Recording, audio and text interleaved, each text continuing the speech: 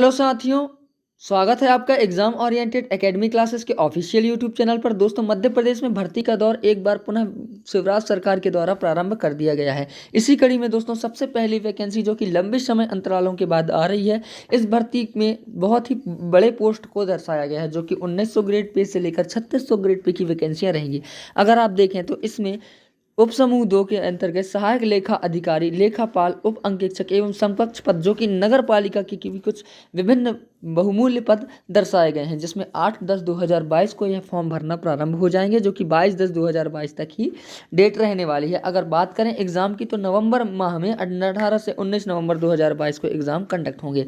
दोस्तों, परीक्षा शुल्क की बात है तो जनरल के लिए 500 एवं अलग कैटेगरी के लिए 250 रुपये निर्धारित की गई है, जो कि व्यापम के द्वारा हमेशा से इसी प्रकार किया जाता है। दोस्तों, आगे इस वैकेंसी में पटवारी एवं पुलिस, फॉरेस्ट एवं विभिन्न पोस्टों पर भर्तियां की जाएंगी। अगर इसी पोस्ट की बात करें तो तैयारी कैसी करनी है, सिलेबस क्या है एवं क्या क्या प्रश्न इंपॉर्टेंट है, कौन कौन से सब्जेक्ट वाले को तैयार करनी है, इस विषय में जानकारी स्पष्ट रूप से समझने का प्रयास करते हैं। अगर आप देखें तो इस पदों के लिए इनके द्वारा नोटिफिकेशन में, जो कि अगर इस नोटिफिकेशन का अध्ययन करें तो इसमें रिक्त पदों की विवरण और आरक्षण तालिका है, एग्जाम पोस्ट बनेगी संचालन संबंधी नियम है, परीक्षा का पाठ्यक्रम जो कि महत्वपूर्ण है।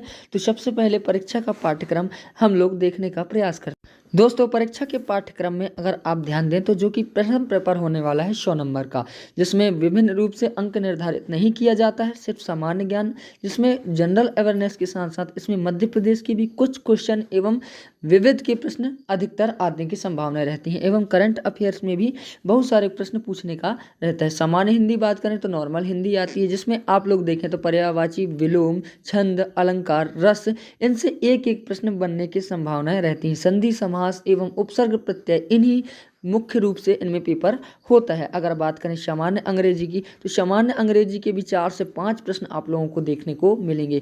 वहीं सामान्य गणित की बात करें तो इसका प्रभाव अधिक रूप से ज़्यादा रहता है। ये 16 से 70 नंबर आप लोगों को मैथ्स कवर करेंगे, जिसमें से मेंसुरेशन, ट्रिग्नोमेट्री के कुछ प्रश्न भी रहते हैं। और अधिकतर देखा जाए तो चाल, समय, दूरी, नावधारा, लाभ हानि एवं प्रतिशतता से भी कुछ प्रश्न पूछे जाते हैं, जिसमें चक्रवृद्धि ब्याज, साधारण ब्याज के भी कुछ प्रश्न रहेंगे। तार्किक योग्यता की बात करें तो यह रीजनिंग का मुख्य टॉपिक माना जाता है, जिसमें आप लोगों के कुछ कोडिंग, डिकोडिंग एवं ब्लड रिलेशन आदि प्रमुख कुछ आप लोगों को प्रश्न, जो कि आप लोगों को आईने के प्रश्न भी रहने वाले हैं।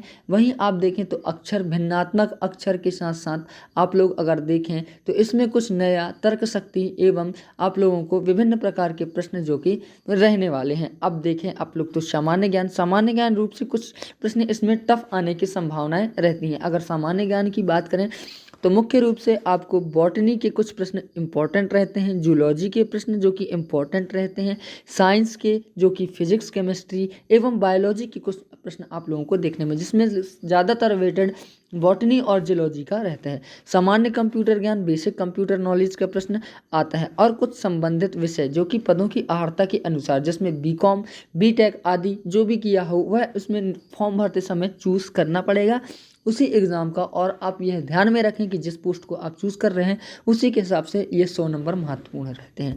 दोस्तों, इसमें स्कोर करना उतना महत्वपूर्ण है जितना कि इसमें स्कोर करना नहीं, क्योंकि बेसिक रूप से अगर बात करें तो आपको सिलेक्शन प्रथम पेपर के अनुसार, इसमें अगर आपके अच्छे नंबर हैं और संबंधित विषय में कुछ कम नंबर हैं, अगर आप 140 प्लस करके आते हैं दोनों को मिलाकर, तो आप लोगों का सिलेक्शन निश्चित ही हो जाएगा, जो कि आप लोगों के समय बहुत ही कम मिल रहा है। तो तैयारियां इसकी प्रारंभ कर दीजिए। धन्यवाद दोस्तों, वीडियो अच्छी लगी हो तो इसे लाइक, शेयर, सब्सक्राइब करना बिल्कुल भी ना भूलिएगा। धन्यवाद।